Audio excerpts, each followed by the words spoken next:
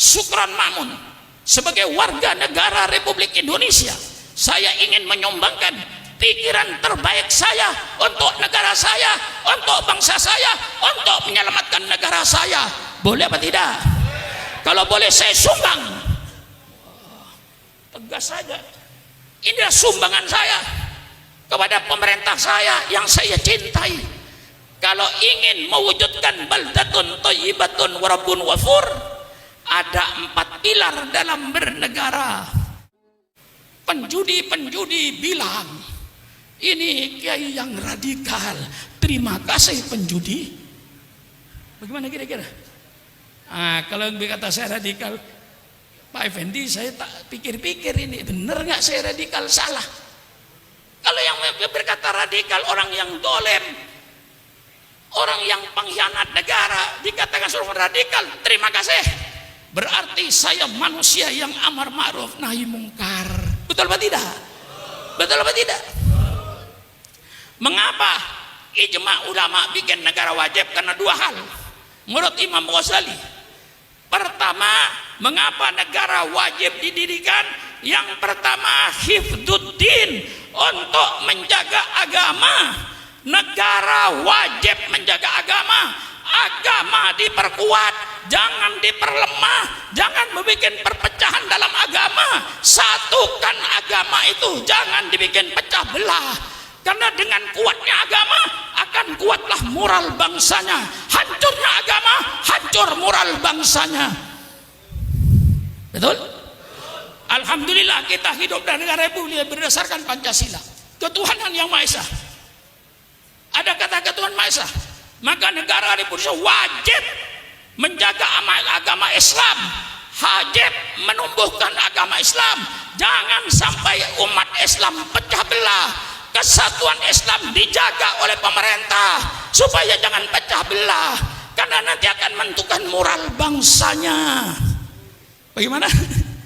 Ngotot juga saya ini, Pak. Sudah. Yang kedua, mengapa kita wajib mendirikan negara? Ijma. Kedua, siasatu dunia, politik dunianya, politik ekonominya diatur oleh negara, industrinya diatur oleh negara, pertaniannya diatur oleh negara, sehingga rakyat subur makmur, keadilannya dijaga oleh negara, sehingga segala rakyat hidup makmur, rukun, damai, adil. Islam punya konsep. Nah, apa bentuk negara? Ini biar tuntas sekali. Apakah Islam menentukan bentuk negara? Tidak. Rasulullah berkata, wa ma kana min amri dunyakum wa ma kana min amri dinikum fa ilayya wa ma kana min amri dunyakum fa antum a'lamu bimuri udunyakum. Kalau soal agama, kembalilah kau pada saya, kata Rasulullah. Kalau urusan dunia, barangkali kau lebih tahu daripada saya. Islam tidak ngurusi bentuk negara. Mau republik kayak Indonesia, persilakan. Itu kesepakatan bangsanya. Mau bentuk kerajaan kayak Saudi, persilakan. Kesepakatan bangsanya. Mau bentuk kesultanan kayak Brunei, persilakan. Mau bentuk khilafah, persilakan. Khilafah itu tidak salah. Khilafah itu salah satu sistem bernegara. Salahnya, mengapa dia membuat khilafah kok di Indonesia berdasarkan republik? Tentu melawan bangsa Indonesia. Sama dengan saudara pergi ke Saudi sana, robah kerajaan Saudi menjadi Republik Saudi, insya Allah tengah malam kau hilang. Bukan berarti republik ini salah. Sama saja saudara bikin komplotan. Republik Indonesia mau dirubah kerajaan Indonesia, tentu saudara dilarang.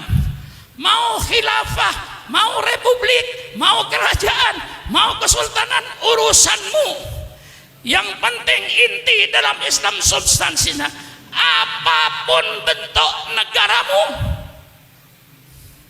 yang penting laksanakan perintah Allah, jauhi larangan Allah. Mau republik, mau kerajaan, mau kesultanan, mau khilafah, yang penting perintah Allah laksanakan, larangan Allah jauhilah. Itulah intinya, substansinya kita bernegara, menjalankan perintah Allah, menjauhi larangan Allah. Jelas? Jelas. Kita milih republik ya persilakan. Yang penting dalam republik ini perintah Allah jalankan, larangan Allah jauhi. Yang namanya khalifah, yang namanya presiden, yang namanya raja, yang namanya sultan, itu sekedar nama. Semuanya adalah pemimpin negara. Khalifah pemimpin negara, presiden pemimpin negara, raja pemimpin negara, sultan pemimpin negara. Apapun bentuk negara Anda, yang penting perintah Allah laksanakan, larangan Allah jauhi. Itulah perintah Allah bikin negara. Bagaimana? Hah? Betul. Untuk menuju, saya kan warga negara kan ya. Hah? Syukuran namun orang Indonesia bangsa asing. Hah? Syukuran Makmun selaku warga negara Republik Indonesia ingin menyumbangkan pikiran terbaiknya untuk Indonesia. Boleh apa tidak? Boleh apa tidak? Saya ulang sekali lagi, Syukuran Makmun sebagai warga negara Republik Indonesia, saya ingin menyumbangkan pikiran terbaik saya untuk negara saya, untuk bangsa saya, untuk menyelamatkan negara saya. Boleh apa tidak? Kalau boleh saya sumbang.